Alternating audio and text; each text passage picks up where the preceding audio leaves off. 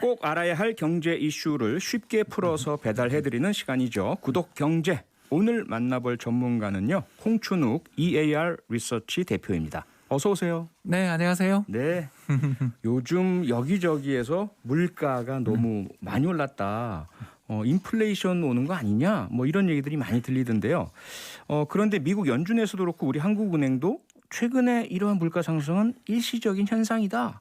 계속 이런 얘기가 나오고 있습니다. 네, 실제로 이제 어젯밤이었죠. 어젯밤 4월 달에 열렸던 회의에 대한 의사록을 이제 좀 뒤늦게 공개하는 거죠. 그러니까 이렇게 뒤늦게 공개한 이유는 이제 자기들 회의했던 내용들을 좀 정리해서 네. 메시지를 전달하기 위해서 의사록을 뒤늦게 공개한다 이렇게 생각하시면 되겠는데 그 중에 일부 위원들이 최근에 좀 이 물가를 밀어올리고 있는 그러니까 버틀넥, 병목 현상이라 그러잖아요. 네.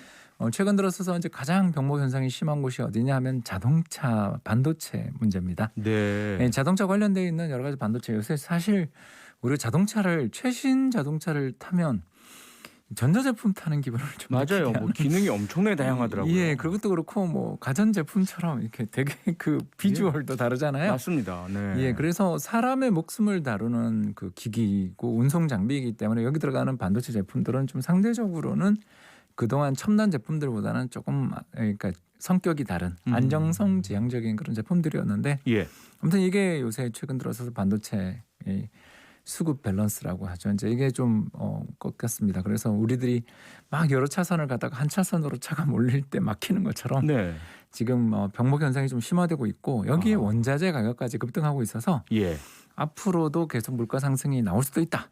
이렇게 주장하시는 분들이 있었고 이런 분들은 이제 양쪽 하나의 규모 축소, 흔히들 이제 금융시장 참가자들이 테이퍼링이라고 부르는 테이퍼링.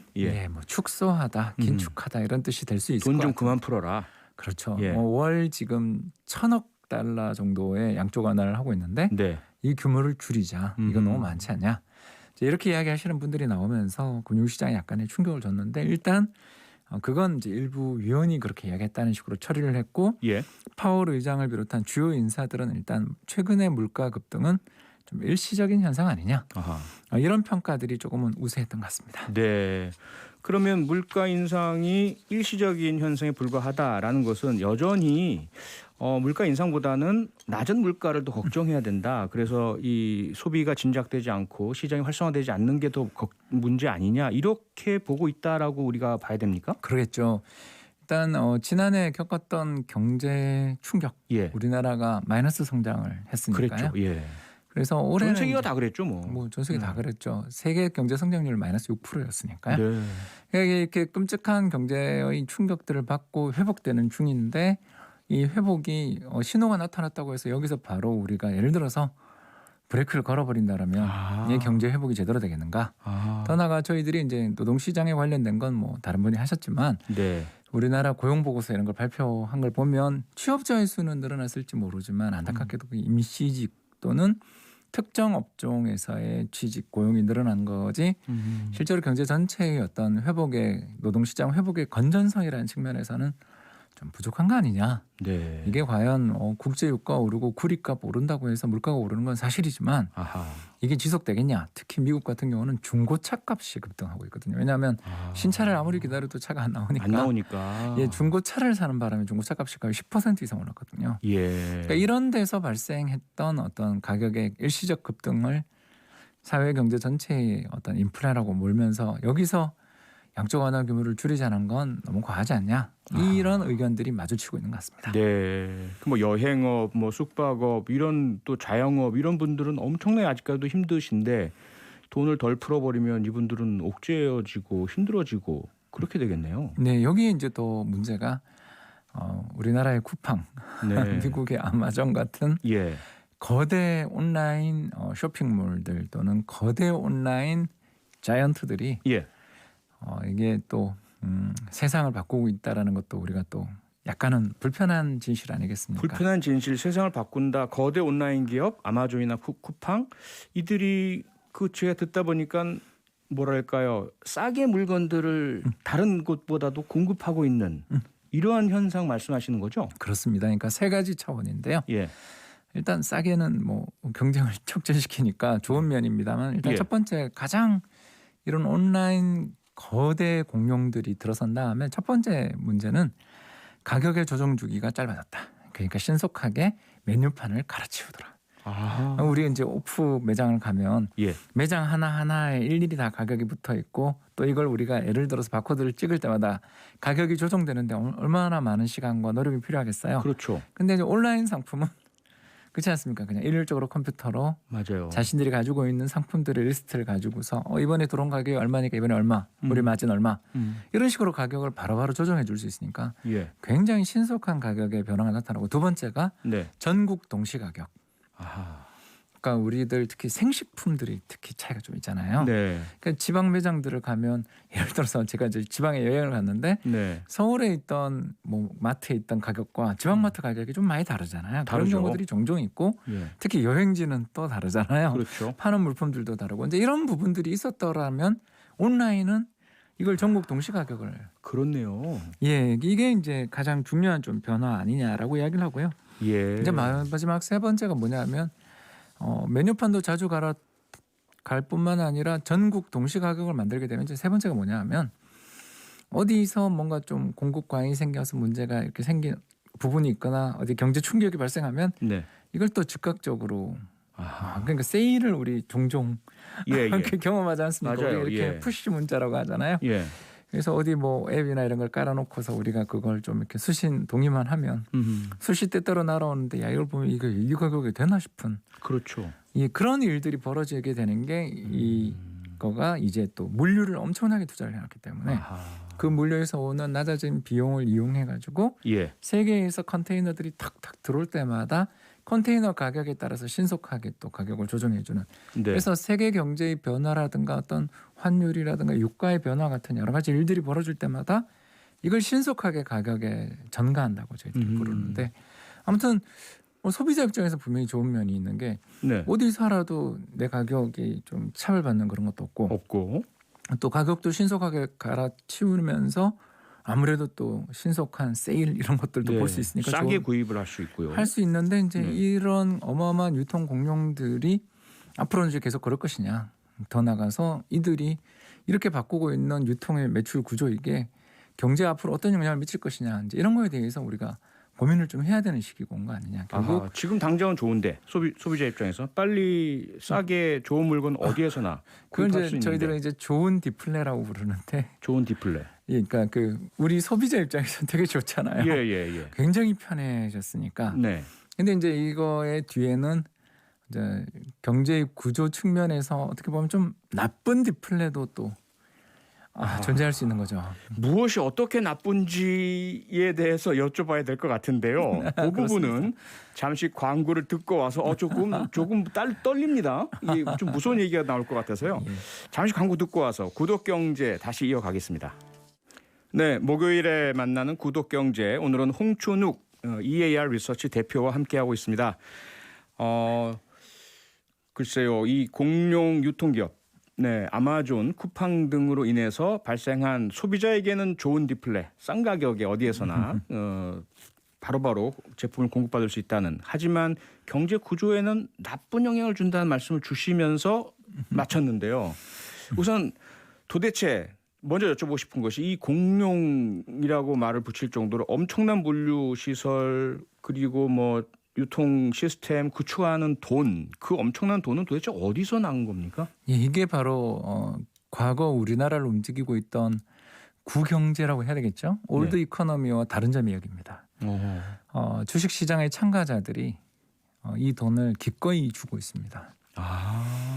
일단 비유를 하나 하자면 지난해 아마존의 총 매출액이 한 400조 정도 됐습니다. 네. 근데 시가총액이 얼마냐? 1,000조가 넘었습니다. 1,000조요? 그러니까 그 1조 달러 클럽이라고 저희들이 이제 부르는. 우와. 그러니까 이 매출액에 비해서 주가가 3배, 4배를 기본적으로 가고요. 네. 더 나가서 자 이렇게 어마어마한 매출이 그래도 400조나 나니까 야, 크다 싶은데 이익은 얼마나 이렇게 살펴보면 20조 남짓합니다. 아 그래요? 그러니까 이익률이 5% 6% 정도밖에 안 됩니다. 그것도 되게 높아진 겁니다. 예. 이게 뭘 의미하는가? 바로 아마존이나 테슬라나 뭐 이런 거대 기업들, 테크 기업들을 투자하고 있는 투자자들은 두 가지를 생각하는 것 같아요. 첫 번째, 이 회사가 끊임없이 주가가 오를 거기 때문에 네. 이 회사가 발행하는 주식이라든가 뭐 자금 조달할 때 우리가 적극 참여하자. 아하. 왜냐하면 주가 상승으로 보답받을 것이다. 네. 이게 첫 번째라면 이제 두 번째가 뭐냐면 네. 이 회사가 세상을 지배할 것이다. 앞으로. 그러니까 뭐냐면 2등, 3등 사업자들은 다 망할 거다. 아하. 이 회사가 플랫폼, 그죠? 네. 거래의 장터라고 우리가 이제 부를 수 있는 그렇죠. 어마어마한 사람들이 사고 또 파는 사람들의 장터를 만들므로써 음흠. 여기에 속한 사람들 모두가 이롭지만 아무튼 거기 장터를 갖고 있고 거기서 약간이라도 수수료를 받아서 투자를 할 수 있는 아마존의 위치는 더 커지는 거잖아요. 네. 여기서 이제 쿠팡 이야기를 할 수 있는데 이 쿠팡을 저희들이 뭐라고 부르냐면 아마존 키즈라고 부릅니다. 아마존 키즈. 네. 예. 한마디로 말씀드려서 돈 벌 생각 없이 장사하는 사람들이라는 뜻입니다. 아하. 당장은 생각이 없는 거죠. 이번에 매출 이익은 안 올라도 좋다. 그렇죠. 대신에 이번에 투자를 많이 받자. 미국에 상장되면서 무려 우리 돈 5조 원 정도 되는 어마어마한 돈을 이번에 주주들로부터 받았습니다. 예, 예. 그러니까 미국 주주들이 주식을 사준 거죠. 그렇죠. 그때 이 돈을 들고서 지금 뭐 하냐면 세 번째 물류센터 건설로 아하. 벌써 2개가 있었는데 세 번째 돈이 넘치니까. 네, 그러니까 그리고 이익을 낼 생각이 없는 아마존조차 아까 제가 말씀드린 것처럼 400조가 넘는 어마어마한 매출을 가지고 있는 아마존조차 예. 이익 20조 내고 있다. 이익 안 내도 좋다. 이익 안 내고 그것조차도 이익이 몇 년 수년 전에 비해서 한 5배 정도 오른 거거든요. 아, 그래도. 그러니까 이 아마존은 기본적으로 이익을 내본 적이 거의 없는 회사입니다. 네. 그러니까 그 투자자들이 가지고 있는 이 꿈, 우리가 이제 테슬라 같은 주식에서도 느꼈던 그 꿈이 뭐냐면 이 회사는 주가가 앞으로 계속 오를 거다. 네. 그리고 주가가 오르는 이유가 뭐냐고 봤더니 이 회사가 시장이 될 거다. 네. 그러면서 아까 제가 말씀드린 세 가지 변화, 예. 가격표도 빨리 갈고 전국 동시 가격 만들고 음흠. 그리고 해외에서 어떤 요인이 발생하거나 어떤 환경 요건에 따라서 싼 물건 나오면 바로바로 신속한 공급.